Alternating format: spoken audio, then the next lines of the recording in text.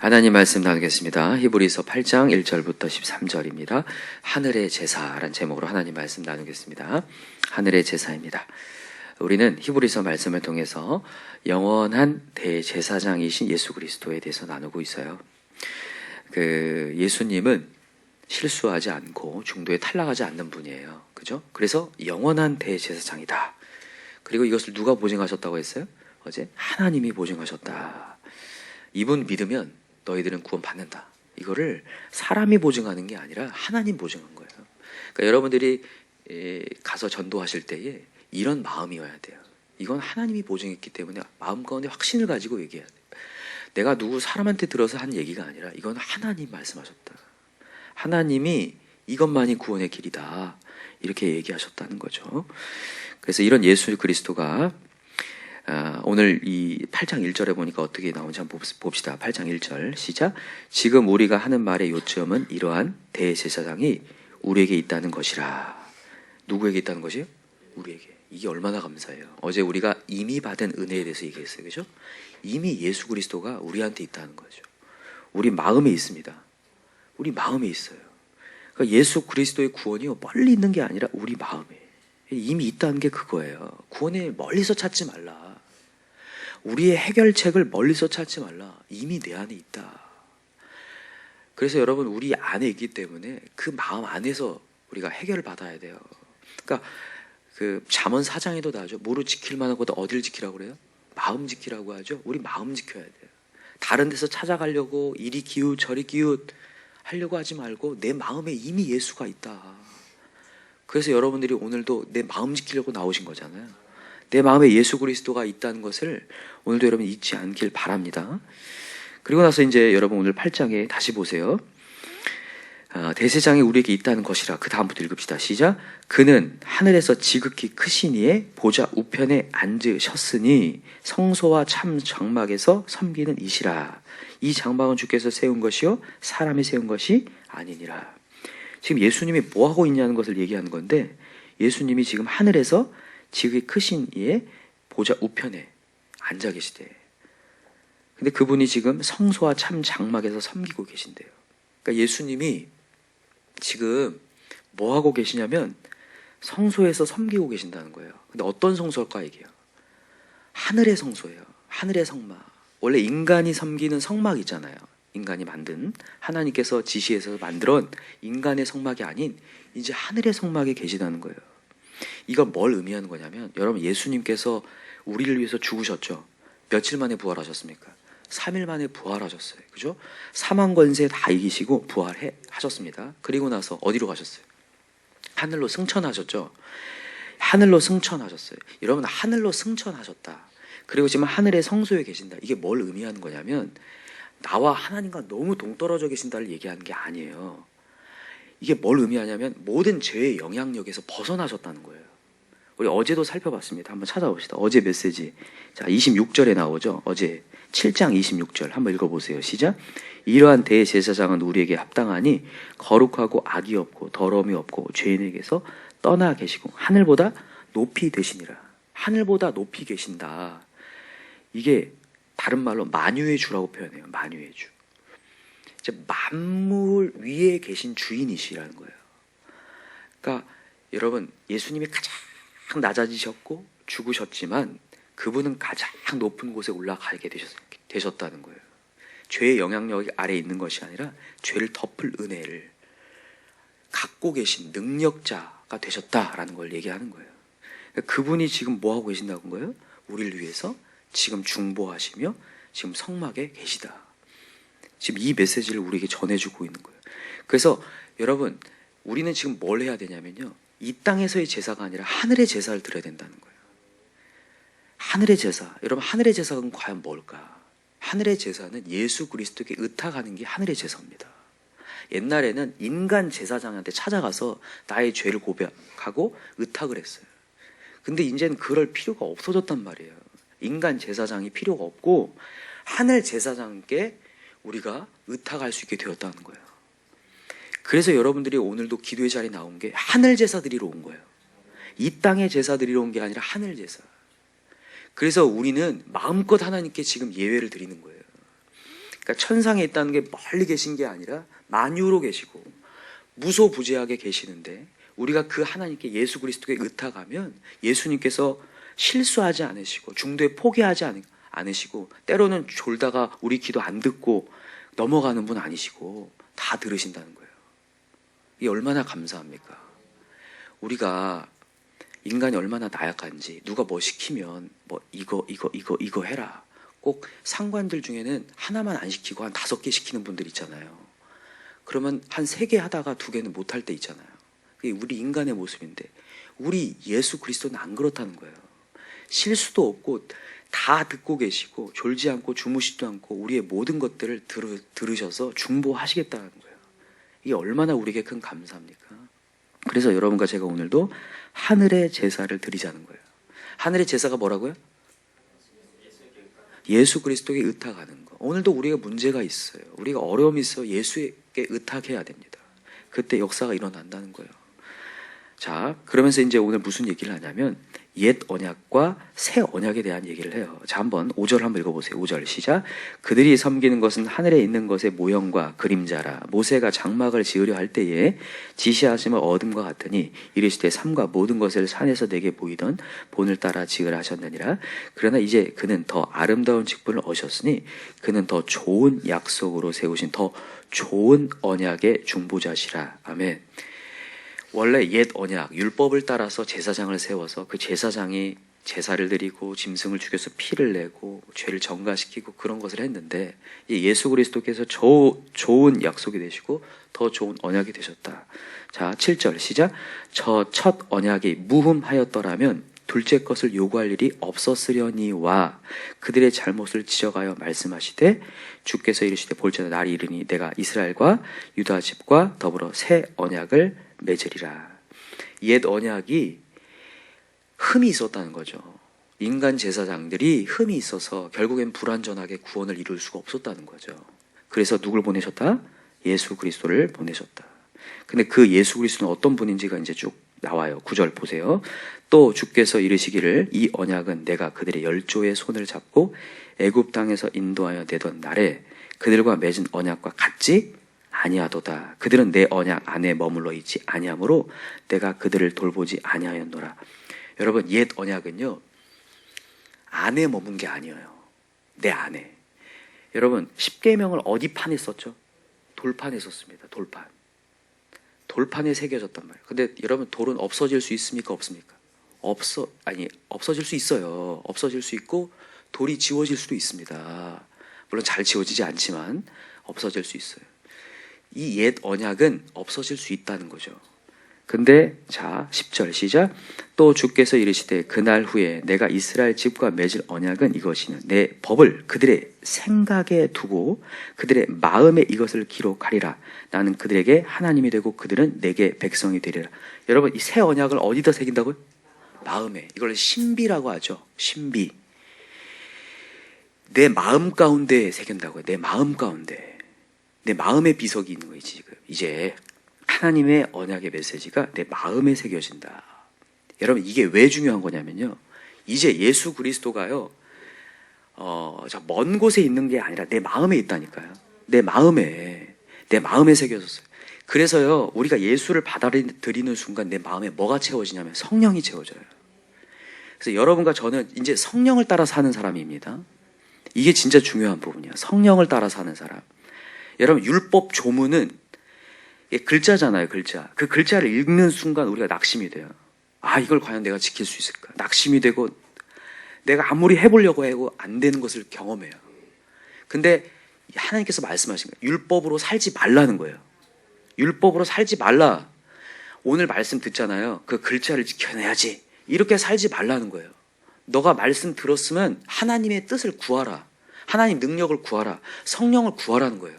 그리고 성령으로 행하라는 거예요. 아멘입니까? 자, 한번 찾아보세요. 고린도 후서 3장을 한번 봅시다.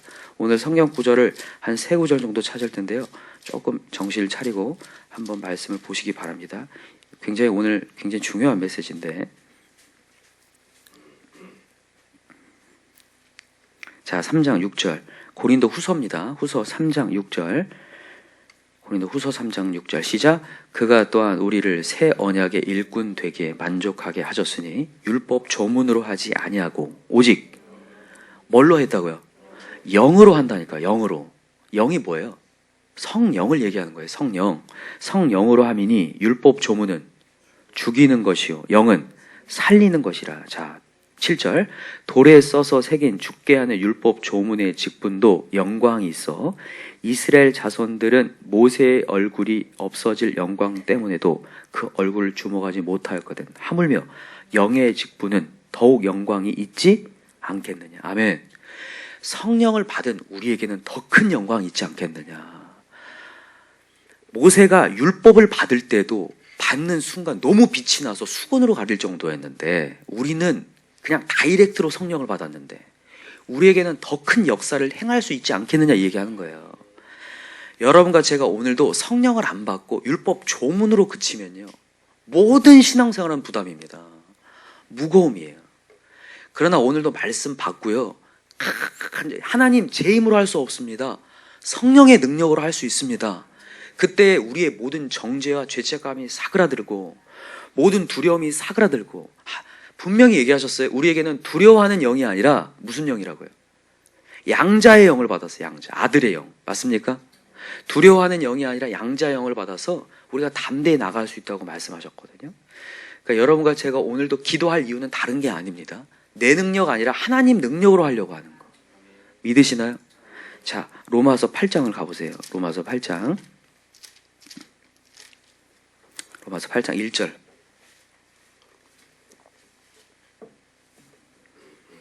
로마서 8장 1절 같이 읽읍시다. 시작. 그러므로 이제 그리스도 예수 안에 있는 자에게는 결코 정죄함이 없나니 이는 그리스도 예수 안에 있는 생명의 무슨 법이? 성령의 법이 죄와 사망의 법에서 너를 해방을. 여러분, 죄와 사망의 법은 무슨 법이에요? 율법 얘기하는 거예요. 그죠? 율법. 글자 얘기하는 거예요. 글자만 듣고 내 힘으로 해결해보고 지켜보려고 하는 죄와 사망의 법. 그래서 성령이 해방했다. 자, 3절 시작. 율법이 육신으로 말미암아 연약하여 할 수 없는 그것을 누가 하신다? 이게 내가 한다는 거예요? 하나님이 한다는 거예요? 하나님이 하죠? 믿으세요? 내가 지킵니까? 하나님이 지킵니까? 하나님 지키죠? 우리가 오늘 해야 될 게 뭐냐면 이미 받은 은혜, 하나님의 성령을 내가 붙잡는 것밖에 없어요. 나는요. 내가 하는 게 아니라 성령 붙잡고 가야 돼요. 그래서 자, 계속 보세요. 하나님은 하시나니 곧 시작. 곧 죄로 말미암아 자기 아들을 죄 있는 육신의 모양으로 보내어 육신의 죄를 정하사 육신을 따르지 않고 그 영을 따라 행하는 우리에게 율법의 요구가 이루어지게 하려 하심이라. 이해하시겠어요? 이게 육신을 따르지 않고 영을 따라 행하는 자에게 율법의 요구를 이루신다는 거예요. 율법은 지킬 때에 역사한다는 건데, 지켜야 너희가 구원받는다는 건데 이게 내 힘으로 안 되잖아요. 그래서 예수 보내셔서 통로를 열어서서 예수님이 부활하시고 제자들에게 첫 마디가 뭡니까? 성령을 받으라 해요. 숨을 내쉬며 가라사대. 뭘 받으라? 성령 받으라. 네 힘으로 안 된다. 베드로가 자기 힘으로 예수님 지키겠다고 하게 됩니까? 안 돼서 예수님 부인하고 몇 번 부인합니까? 3번 완벽히 부인했다는 거잖아요. 넌 완전히 안 된다는 걸 보여주는 거거든요. 네 힘으로 아무리 해봐라. 안 된다. 나중에 베드로가 성령 받으니까 얼마나 담대해져서 나아갑니까? 자, 계속 읽읍시다. 5절 시작. 육신을 따르는 자는 육신의 일을, 영을 따르는 자는 영의 일을 생각하나니 육신의 생각은 사망이요 영의 생각은 생명과 평안이니라. 아멘. 여러분, 신앙생활을 이걸로 확인하는 거예요. 신앙생활 했는데도 나가서 뭔가 열심히 막 찬양 인도도 하고 막 했는데 나가서 허무하고 사망의 생각이 들고 어둠과 그게 몰려온다. 그럼 육신으로 한 거예요. 육신으로 한 거라고요. 근데 성령을 받아서 하잖아요. 그러면 뭐가 나온다고요? 생명과 내 마음에 평안이 와요. 내 힘으로 한 게 아니니까. 교만이 아니라 평안이 와요.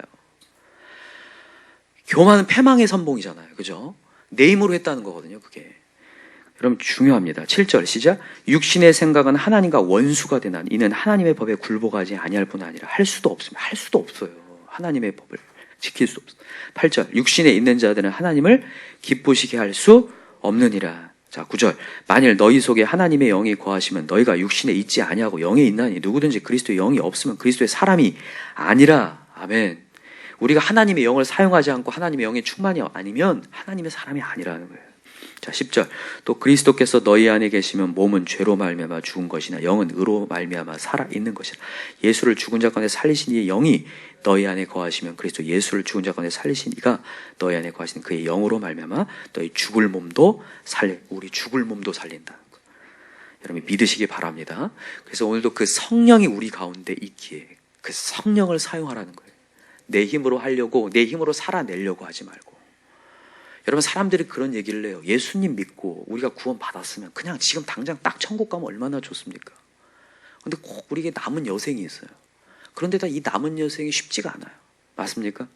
오늘도 우리가 세상에 나가면 쉽습니까? 쉽지 않습니까? 쉽지 않아요. 근데 왜 하나님은 남은 여생을 남겨주셨을까?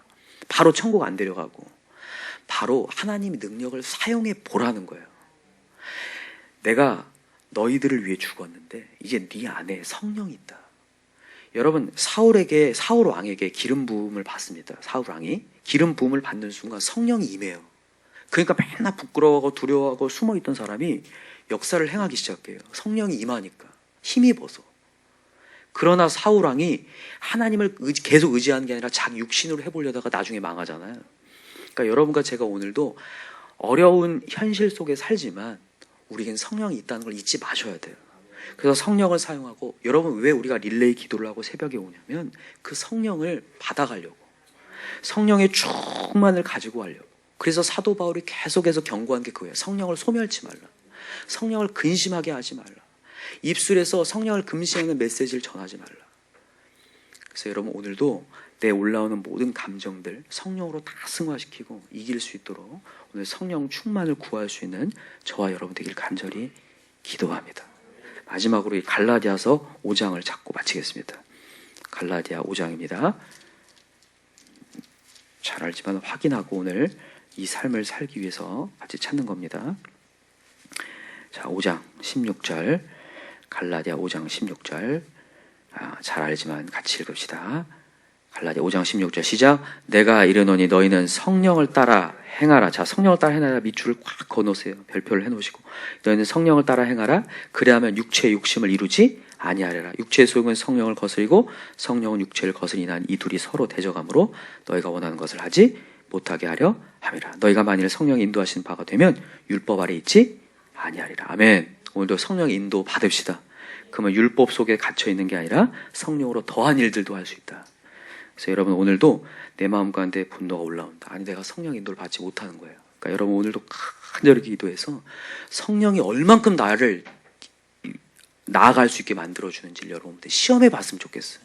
그래서 여러분 오늘도 성령을 간절히 구합시다. 예수님이 말씀하셔서 승천하시면서 당부가 뭐였냐면 위로부터의 하늘의 영이 임하기 전까지 이 성에 머물라. 성령은 임한다는 얘기를 하는 거예요. 그래서 여러분들이 기도할 때 성령이 간절히 임해서, 여기 5장 22절에 보니까 성령의 열매가 쭉 나오는데 사랑과 희락, 화평, 오래 참음, 자비, 양손, 충성, 온유, 절제, 이것을 금지할 법이 없대요. 누구도 막을 수 없대요. 성령이 임하면 이게 나타난다는 거예요. 근데 우리가 아직 성령을 받지 않고 육체로 살아가려고 하다 보니까 이게 나타나지 않고 맨날 허덕이거든요. 그래서 오늘 우리 충만의 영, 생수의 강같이 흘러넣는 성령의 영을 다 받을 수 있는 저와 여러분 되길 기도합니다. 기도합시다. 이 시간에 간절한 마음으로 기도할 때 우리가 이제 이 땅에서 율법의 제사가 아니라 하늘의 제사를 이제 시작됐습니다. 예수 그리스도로 말미암아 성령을 우리에게 부어준다고 했는데 언제까지 우리가 육체의 제사, 자리만 앉아 있고 글자만 보고 이걸 어떻게 지키나 이러고 앉아 있습니까? 오늘도 성령을 구하게 하시고 내 마음에 채워주시고 우리의 가정에도 충만한 성령의 역사에서 그들의 세상의 영들이 압도되는 역사가 일어나게 도와주시옵소서. 이 시간 우리 주여 3장 간절히 부르면서 우리 성령을 구합시다. 주여 3장 부르겠습니다. 주여 주여 주여. 하나님 아버지